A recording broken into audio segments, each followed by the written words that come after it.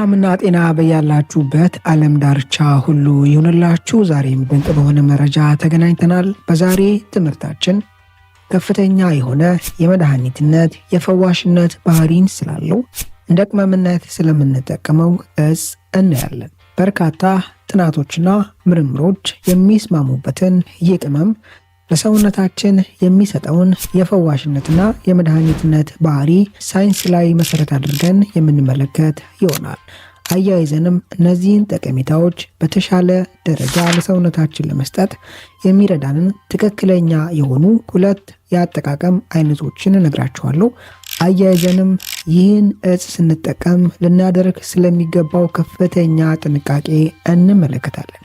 ይህ ቅመም በውስጡ ኃይለኛ የሆነ የመድኃኒትነት ባህሪ ያላቸውን ባዮአክቲቭ የሆኑ ኬሚካሎች መያዙ ለሰውነታችን ጠቃሚ ቢያደርገውም ትክክለኛ ያልሆነ አጠቃቀም ግን አንዳንድ ኮምፕሊኬሽኖችን ሊያስከትል ይችላል። ሁሉንም በተብራራ መልኩ የምንመለከት ይሆናል። በጥሞና ካዳመጣችሁኝ ከራሳችሁ አልፎ ለቤተሰቦቻችሁ የሚጠቅም እውቀትን ታገኛላችሁ። ከብዙ አክብሮትና ትህትና ጋር ትምህርቱን ላይክ ማድረጋችሁን አትዘንጉ። የእናንተ ላይክ ይህ ትምህርት ብዙ ሰው ጋር እንዲደርስ፣ እንዲማሩበት፣ እንዲጠቀሙበት ያደርጋል።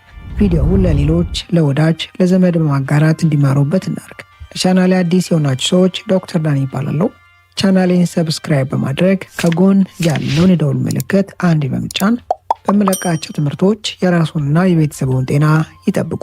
ይህ እንደ ቅመምነት የምንጠቀመው እጽ ጦስኝ ነው። አንደኛው በጥናት የተደገፈው የጦስኝ ጠቀሜታ ለሳምባ ለጡትና ለፕሮስቴት ካንሰር የመጋለጥ እድልን የማውረድ የመቀነስ አቅሙ እጅግ አስደናቂ ነው። ይህን ባህሪ ለምንድን ነው ጦስኝ ያገኘው?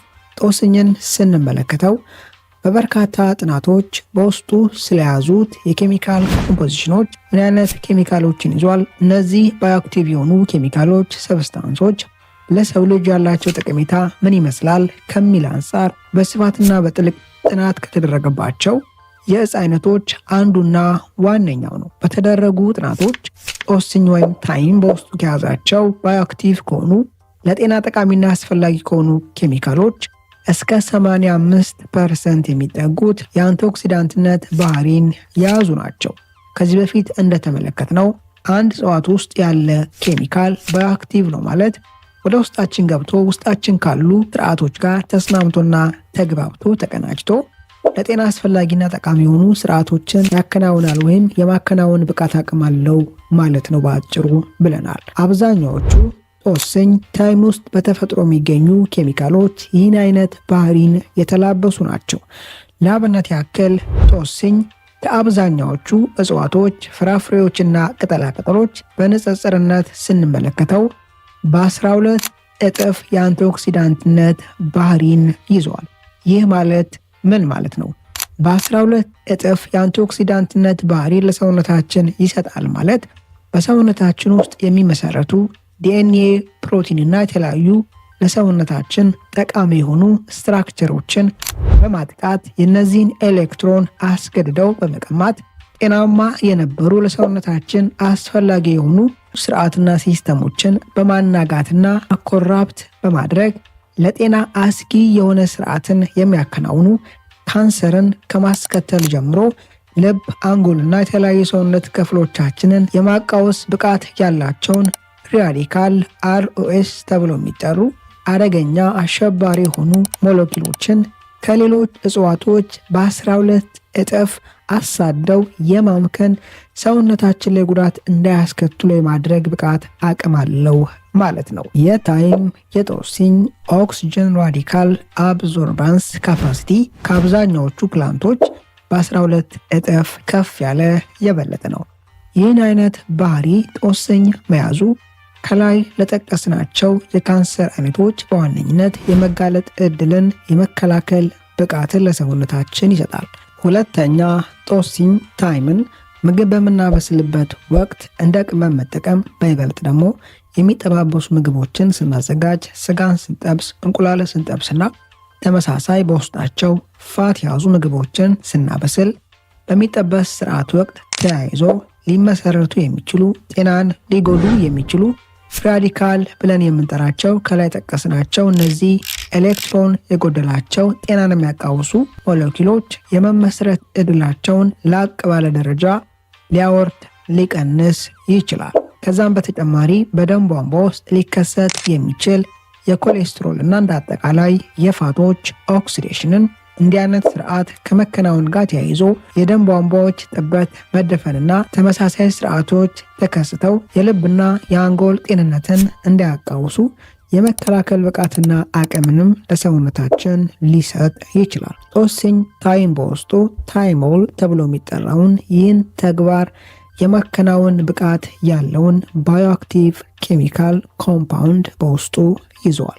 ሶስተኛ ጦስኝ ታይም ቆዳችን ላይ ከፀሐይ ከሚወጡ ጨረሮች ወይም አልትራቫዮሌት ጨረሮች ጋር ተያይዞ ቆዳ ላይ ሊከሰቱ የሚችሉ የቆዳ ጉዳቶችን መጥቆር፣ መበለስ፣ መጨማደድና ተመሳሳይ ስርዓትን መከላከል እንድንችል ሊያግዘን ይችላል። አራተኛ ጦስኝ በውስጡ ከላይ ከጠቀስኳቸው ባዮአክቲቭ ከሆኑ ለጤና አስፈላጊና ጠቃሚ የሆኑ ኬሚካሎችን ከመያዝ በተጨማሪ የሚከተሉትን ቫይታሚኖችና ሚነራሎች በከፍተኛ ክምችት በውስጡ ይዘዋል።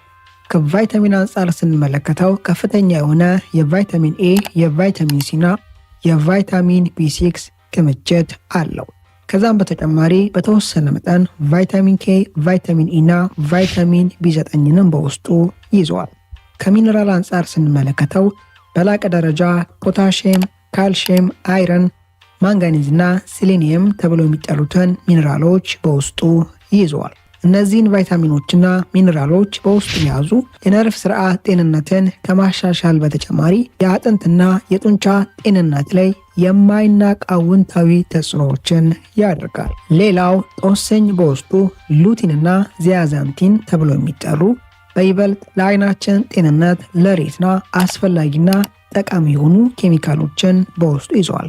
እነዚህ ኬሚካሎች በይበልጥ ከሬትና ጋር በቀጥታ የተሳሰሩ የተያያዙ የደም ቧንቧዎች ላይ ሊከሰት የሚችል ኦክሲዴሽንን በመከላከል የአይን የሬትና ጤንነትን ያሻሽላል፣ ይጠብቃል። እነዚህን ጥቅሞች ከጦስኝ ለማግኘት እንዴት ጦስኝን እንጠቀም?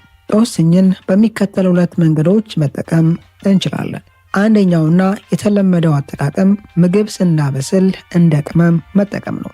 ነገር ግን ምግብ ስናበስል እንደ ቅመም ስንጠቀም ጦስኝን መጠቀም ወይም ደግሞ መጨመር ያለብን ምግቡን አብስለን ከጨረስን በኋላ ከእሳት ውስጥ ልናወርደው ከ8 እስከ 10 ደቂቃ ብቻ ሲቀረን ነው። ጦስኝን ከ10 ደቂቃ በላይ ከምግብ ጋር አንድ ላይ ማብሰል በውስጡ የያዛቸው የቫይታሚኖች የሚነራሎችና የባዮአክቲቭ ኮምፓውንዶች ክምችትን ኮንሰንትሬሽን ሊያወርድ ሊቀንስ ይችላል። ምግቡን ልታወርዱ ከ8 እስከ 10 ደቂቃ ሲቀራችሁ በመጨመር በውስጡ የያዛቸው ቫይታሚኖች ሚነራሎችና ባዮአክቲቭ ኮምፓውንዶች ሳይጎዱ ለሰውነታችሁ ጥቅም በሚችሉ ደረጃ በማቀበል በእንዲህ አይነት መንገድ መጠቀም ትችላላችሁ።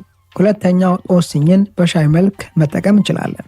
በሻይ መልክ መጠቀም እንችላለን። ፍሬሽ የሆነ የጦስኝ ቅጠል ወይም ደግሞ የተወቀጠ ካልሆነም የደረቀውን የጦስኝ ቅጠል መጠቀም እንችላለን። ይህን ቅጠል ዝንጅብልና ተመሳሳይ ሻይን በምናዘጋጅበት መንገድ አዘጋጅተን መጠቀም እንችላለን። እዚህ ጋር ልናደርግ የሚገባው ጥንቃቄ የጦስኝ ሻይን ስናፈላ ከ5 እስከ 8 ደቂቃ ብቻ አፍልቶ መጠቀም ያስፈልጋል። ከ8 ደቂቃ በላይ ጦስኙን ማፍላት በውስጥ የያዛቸውን ከላይ ጠቀስኳቸውን ጠቃሚ ንጥረ ነገሮች ሊጎዳ ይችላል። ምግብ ለማብሰያነት የምንጠቀመው ጦስኝ የደረቀ ቢሆን መልካም ነው። የደረቀ ጦስኝ በተሻለ ደረጃ ከሙቀት ጋር ተያይዞ በውስጥ የያዛቸው ቫይታሚኖችና ሌሎች ጠቃሚ ንጥረ ነገሮች ላይ ሊደርስ የሚችል አደጋን የመቋቋም አቅምና ብቃት አለው። ሌላው ልታደርጉ የሚገባው ጥንቃቄ ከጦስኝ በሰፕሊመንት መልክ የተዘጋጁ ወይም ደግሞ በዘይት መልክ የተዘጋጁ እንዲህ አይነት ጦስኞች በውስጣቸው የያዙት የመድኃኒትነት ባህሪ ያላቸው ከላይ ጠቀስኳቸው ኬሚካሎች እጅግ ከፍተኛ ስለሆኑ ምናልባት አንዳንድ ቶክሲክ የሆኑ ሪያክሽኖችና ስርዓቶችን በሰውነታችን ውስጥ ሊያካሂዱ ይችላሉ።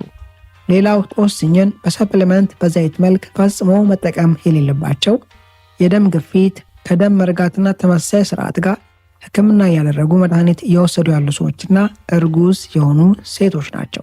ሌላው ግን ከላይ በጠቀስኩት መንገድ ለምግብ ማብሰያነት ሲጠቀሙ በእንዲህ አይነት መንገድ ሊጠቀሙ ይችላሉ። በሻይ መልክ ከመጠቀማችሁ በፊት ግን ከደም ግፊትና ከደም መርጋት ጋር ተያይዞ ህክምና መድኃኒት እየወሰዳችሁ ያላችሁ ሰዎች ህክምናውን ካዘዘላችሁ፣ መድኃኒቱን ካዘዘላችሁ ህክምና ባለሙያ ጋር መነጋገር ያስፈልጋል። እርጉዝ የሆነች ሴትም የደም መፍሰስና ተመሳሳይ ችግር ኮምፕሊኬሽን ካለባት እሷም በሻይ መልክ ከመጠቀሟ በፊት ክትትል የምታደርግበት ህክምና ተቋም ካለ ህክምና ባለሙያ ጋር መነጋገር አስፈላጊ ነው።